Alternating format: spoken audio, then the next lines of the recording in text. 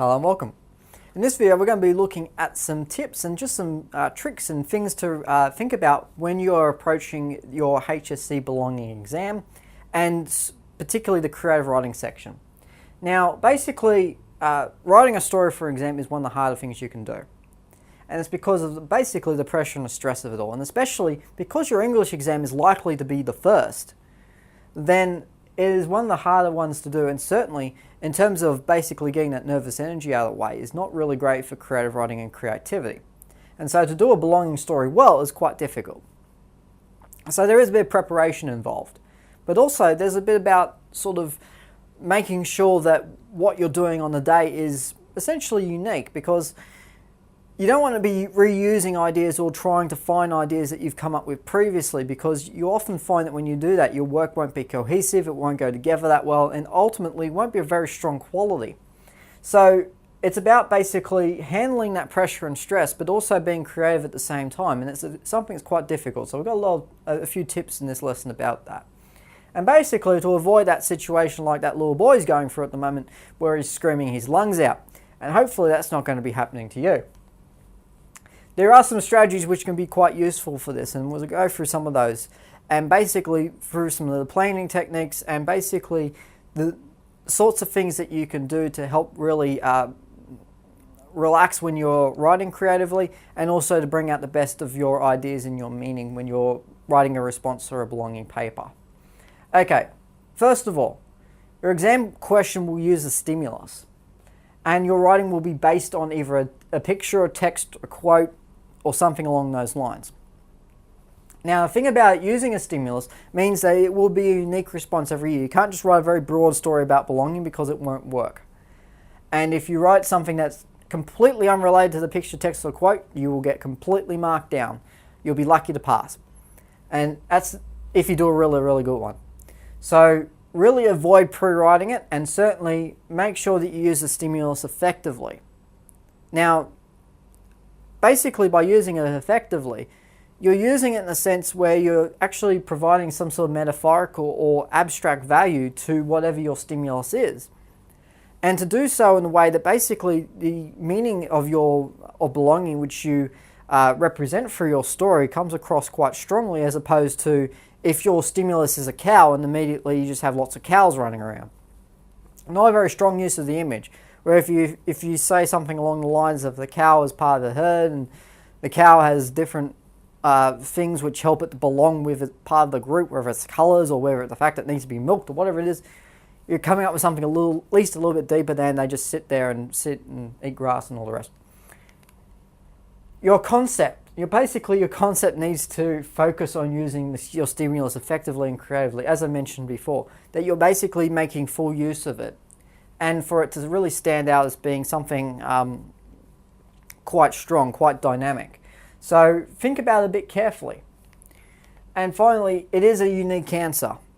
So as I said, the question will change focus each year, and it may focus on place, it may focus on self, it may focus on family or society. No matter what it is, you're going to have to come up with a new response every year. So as I said, it's like every other part of your writing response. You can't memorize it before you go into the exam. You need to do it on the day. Alright, moving on. Now, before the exam, what should you do? Well, you should look at preparing the following. First of all, a couple of deep characters. Now, a difference between preparing a couple of deep characters and pre-writing a response is your characters are adaptable. And they're more adaptable than any part of a story would be. As in, whenever I'm writing a story, and if I'm doing one quickly, I will borrow or reuse a character that I've already come up with. And that's mainly because I already know that person. And I know that character almost as well as I know myself. And so, because of the fact that I know that character so well, I can put them in that situation, and I wouldn't describe the same sort of things about them every time. In fact, I would barely even describe the character in most situations. Most of the time, because I'm so used to speaking in that character's voice and being that person, I can basically write about them almost as if I'm basically writing as a first-person story, and to involve them in such a way where I really show insight because of all the things I know about that person. Now, in terms of what you do to prepare deep characters, just have a really basic or broad idea of a character in the back of your head.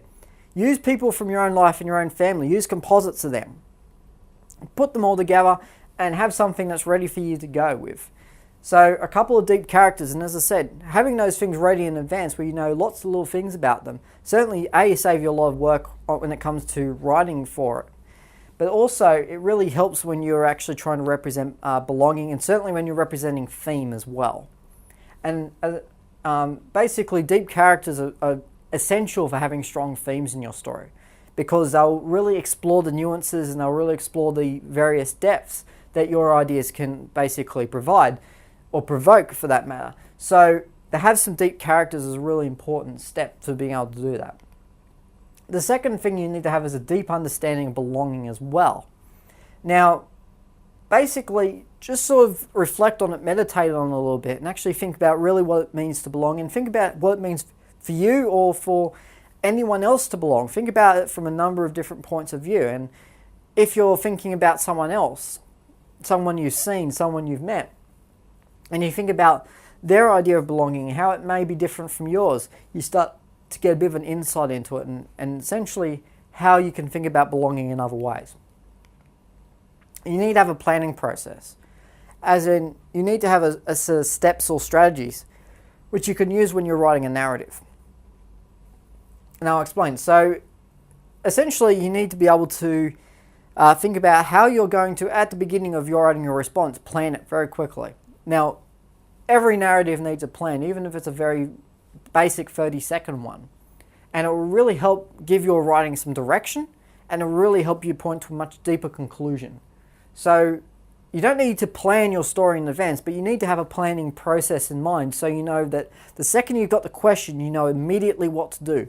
And the planning process is also good for relaxing as well. As in, you can think about it, you can take a couple of deep breaths, and you can basically not run head first into it and basically bash your head against the wall and have to rewrite certain things and go, oh my God, this is horrible, and all the other things that happen when you're going at 1,000 miles an hour. And take a deep breath, basically to slow things down a bit, and then to go ahead after you've done that. So just like it is for anything, it helps to relax and basically gets that adrenaline out of your system as well, because the more you plan, and admittedly you don't want to be going overboard with it, but the more you plan, the less adrenaline is going to be flowing and the easier it's going to be to write later on. Some basic symbols for belonging. So essentially anything that comes to mind as being something which means to belong. So you think of it as an empty chair at a table, or you think of it as a piece of jewelry or a childhood toy or something else like that. Something which to you represents belonging. And that is it. That's all you prepare. My advice for anyone who's preparing for the belonging exam, and this is for all 3 sections of the HSC, is to make everything fit on a page. Because if it's any longer than a page, you've got too much to remember. So to have all of these things only will take up a small section of that page. You can spend the other majority of your page on the essay, which will probably require most of the work. So just think about it in terms of a couple of small things you can do, a couple of strategies, a couple of small plans, and that is it. Don't go overboard with it, and don't go too far with this, and think about some storylines for these characters, because you're going to ruin what you're going to be doing on the day. And certainly if you're trying to remember something, you went, oh, that's a really good idea I had ages ago, and you're trying to get every little detail of it right, it's not going to work. So just think about being able to do it on the spot, being spontaneous about it, and certainly have a plan, which means you're able to sort of harness that a bit. All right, moving on. Planning process. You must have a plan. Must. And for all of those too lazy or too foolhardy, you really must think about what benefits having a plan will do. First of all, it means that you're not basically thinking about it halfway through, oh my God, what do I do right next, because I'm out of ideas. Planning allows you to space it out. It allows you to manage time better. It allows you to manage your space better. It allows you to manage your wrist, which will be close to breaking point, much better. It allows you to think about getting the best thing down on page that you can in a short space of time. So you must have a plan. It will also ensure that your response is refined and lead directly onto what you're trying to represent in terms of belonging. In other words, you've immediately got this big dramatic ending in mind from the beginning, and you're working towards it.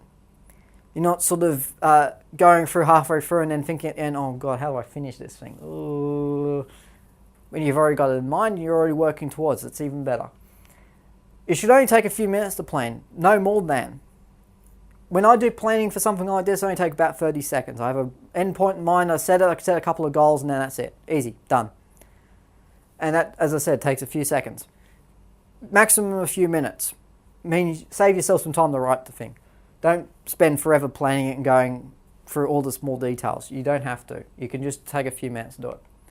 And you also need to lead to a deep and powerful insight into belonging. So you need to think about what that insight is and if you can get one.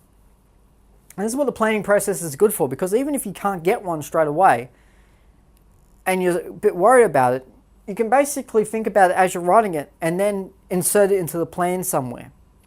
So even though that might seem like you're sort of doing it on the fly, I mean, you still are doing a bit of your writing on the fly anyway. But it means that you know where you're going to be working your insight in, and you can work on putting it into the ending and actually building on that ending as you're writing. So if you're able to think about it at the same time, I know it's very difficult to do two things at once, but it gives yourself a little bit more time. And certainly if you plan the story well enough, it gives you enough space to simply go, okay, I know where this is going, and I know what insight I'm getting into. So it's a very simple thing to do, and certainly it means that your insight's going to be a lot more powerful if you do plan it than if you don't. Alright, so how do you plan insight? Well, you've even got some tips here. First of all, use your stimulus and relate it to a feeling of belonging. Alright, so if you're given an image, if you're given a line, think about what it makes you feel and how that makes you feel belonging, because that may be your insight to start with. You might think about how it stimulates emotion and senses, and certainly those emotions and senses start to help you stimulate what an insight is.